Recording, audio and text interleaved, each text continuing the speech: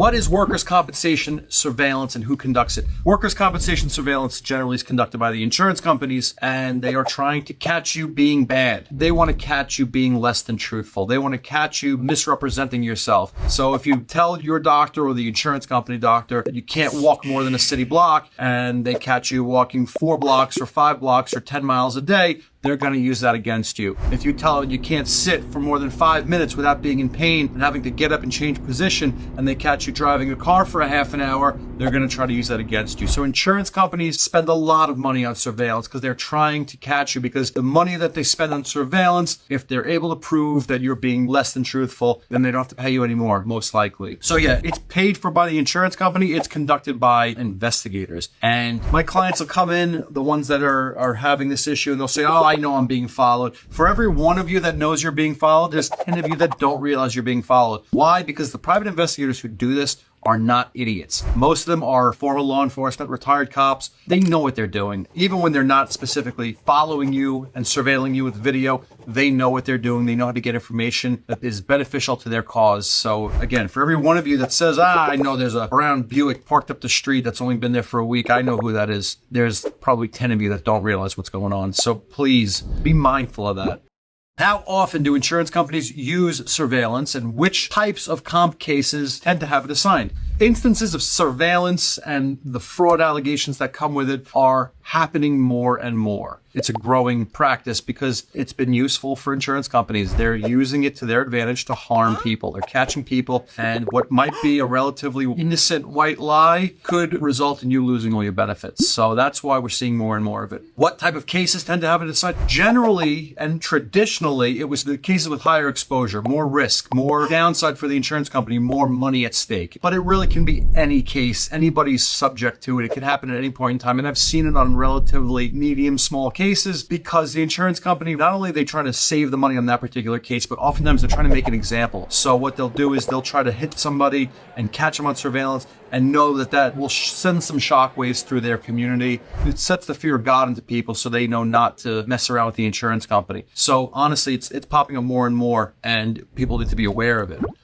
How do private investigators spy on injured workers, and what are some of their most common methods? So, we know the everyday common methods. Tailing, when you get in your car to go someplace, they'll follow you. And generally and traditionally, we see them, they'll sit outside your house and they'll show on their video recording your house and the house number and the street of when they're coming up the block, so they could prove to everybody that they're at your house. And then they'll wait there. And sometimes they'll wait there for hours and even days and even weeks for you to make an appearance. So when you come out of your house, boom, they put the camera on you and they zoom all the way in and they show that it's you. And then they follow you. And a lot of times these surveillance videos will show you doing a whole lot of nothing, but then they might catch you dumping the garbage. Then they might catch you shoveling the snow. They might catch you unloading groceries in and out of the trunk of your car, carrying groceries, sitting in your car for a period of time, carrying your children, picking up toys, doing yard work or housework. We've seen all of these things happen. And the tailing aspect of it, a lot of times, if they can't get you at home, they'll catch you someplace where they know you're going to be. And where do they know you're going to be? Your doctor's office or the insurance company's doctor. They might not know your exact schedule for when you see your doctor or your therapist, but they do know from the insurance company when you are scheduled to see the insurance company doctor. And that is a very ripe time for them to surveil you for a lot of reasons. They know you're going to be there. They know you're going to be taking transportation there, and the method of transportation is usually a very big factor in determining a person's disability and truthfulness. They'll ask your doctor, how long can so-and-so sit? And they'll say, oh, he can't sit for more than 5 minutes. And then they'll have you on video driving 20 minutes to your IME appointment, and that shows that there's some issue there with truthfulness. Or they'll say, my patient can't take the bus or the subway. He can't manage the stairs. And then they'll have a video of you coming off the subway. So that is one circumstance where they will tail you. Also, a lot of times, once they tail you to the IME appointment, where you now go in and you talk to the insurance company doctor and you say, I use this cane every day and I can't walk around without it. And I use my neck collar and I use my elbow brace and I use my back brace and I use all this equipment and I walk with a heavy limp and I can't lift anything. And they'll record you. They'll report what you're doing at the time of the IME, the exam with the insurance company doctor, and the doctor will write all that down. And once you leave that doctor's office, they're going to continue to follow you.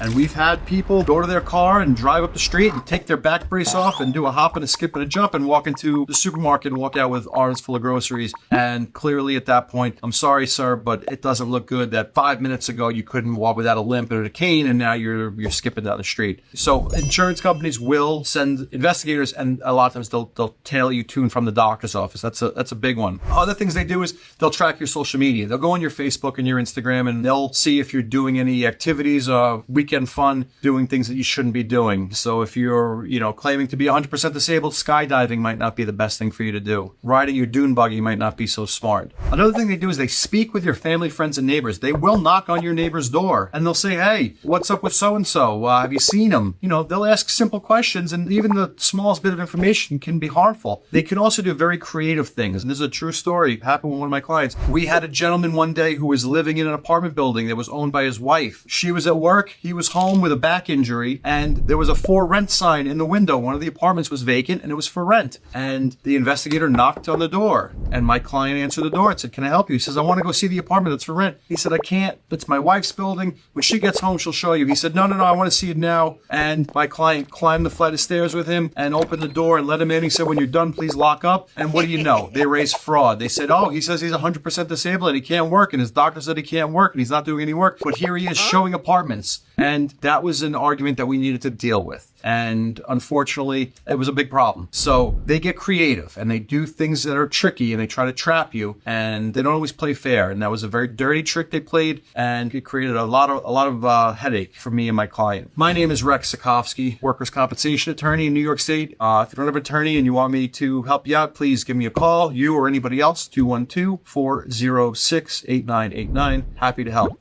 If they deny your claim in general, could they still have people investigating you? If your case is still pending, if they're litigating your case, if you're actively involved in trying to prove your case and they're trying to disprove, and you're going to court and you're in the middle of that litigation process, yes, they could still have people investigating you. They could still have people following you.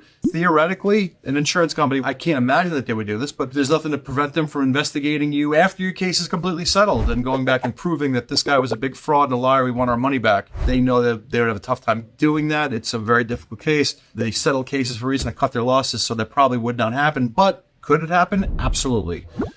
What legal limitations do private investigators have when conducting surveillance? What can't they do? They have to follow the law. They can't trespass. They can't do things illegally. They're not doing anything that a random person who decided to follow you around couldn't otherwise get. So if you feel like you're being followed, if you're uncomfortable, I've had clients say that there's a creepy guy following them around, I don't know that it's a surveillance or an investigator. If you feel uncomfortable, call the police. If there's a problem going on, if somebody's tailing you and you don't know if it's surveillance, call the police. If somebody's knocking on your door and you don't know who they are and you don't want to answer and you're scared, call the police. Like any other citizen or anybody out in public, they can come knock on your door, but they cannot trespass. If you feel uncomfortable, call the police.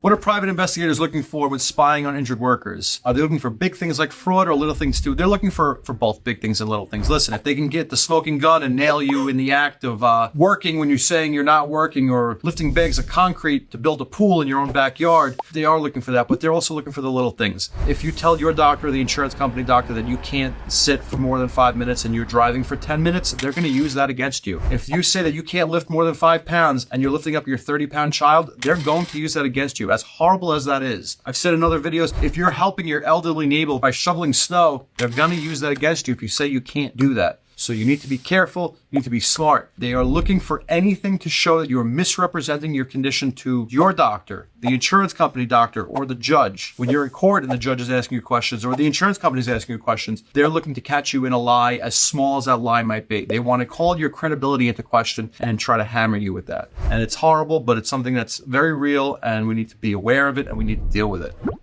How long does surveillance typically last? When can injured workers rest assured that they're not being watched? Well, it's usually a couple days at least. They'll do a few days over a few weeks. Sometimes they'll go months because they're trying to pattern you. They know that on Monday, Wednesday, and Friday, you go to physical therapy at 10 o'clock in the morning, and sometimes it takes them a few weeks to learn that pattern. They know that you see your orthopedist at the third Thursday of every month at 2 o'clock. They want to learn that pattern and they want to track you. They also want to pattern your normal everyday behavior. We had an older guy who used to meet all of his friends at the coffee shop every Tuesday and Thursday morning. They want to learn those patterns and track those patterns. Again, the investigators that do this stuff are not idiots. They are usually retired law enforcement or some level of law enforcement. And even when they're not idiots. They're trained. They know what they're doing. And patterning you is something that they do. This way they can follow you on a regular basis, get you on video on a regular basis, and do their best to show that you are misrepresenting your condition, your work-related injury. When can injured workers rest assured that they're not being watched? Usually it's at the end of the case. When the case settles, when the case is otherwise completely finalized, if you go back to work at full duty and not much else has happened, generally at that point you're relatively safe. But like I said earlier, it could come up at any point in time. And a lot of times they're using it to make an example of that person for a lot of other people. It's just as important to them to save that money in that case, probably more important to make an example of that person for all the other people out there so they know that they should not be falsifying or misrepresenting themselves because it's going to save them money in the long term. So that's their big purpose here.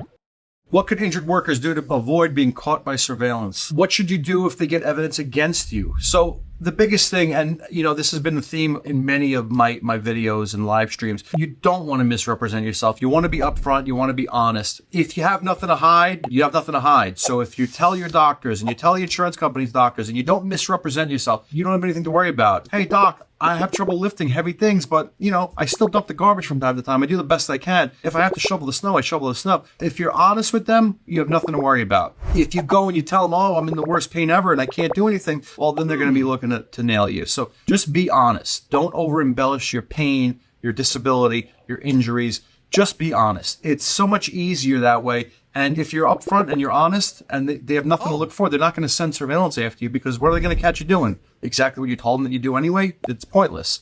Make sure you tell not only your doctor, but the insurance company doctor. Many people kind of feel like, well, my doctor knows me well enough to know what I'm capable of, so, I don't have to mention it to him. And other people think also, I don't have to tell the insurance company, let them figure it out on their own. It's going to get used against you. And the same holds true when you're in court and the judge asks you, what have you been working? Have you done anything? Always be upfront. I always tell people, if you're serving soup in a soup kitchen for free and you're volunteering, somebody's going to accuse you of working. So just tell them. Tell the judge, hey, I haven't done any work. I haven't made any money. Every Sunday I go down to my church and I help serve homeless people food. That makes me feel better and gets my mind off my injuries. At least you're upfront and honest about it. You're going to stay out of trouble.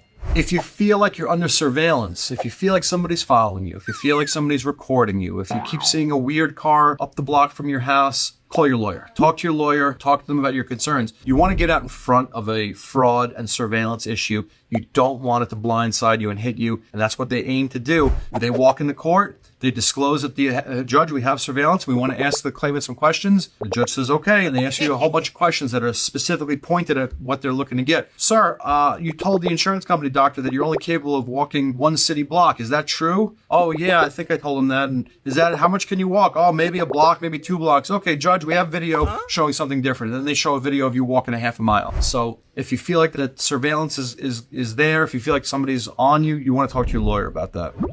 If you have significant injuries and diagnosed PTSD, will they do surveillance? They will do surveillance on people with psychological injuries as well as physical injuries. So it could come up either way. It's a little harder to show you acting or misrepresenting yourself with a psychological injury, so it's significantly less frequent, but it still does happen. So you can be subject to surveillance and a fraud allegation, even if it's a psychological injury like PTSD or a psychiatric condition.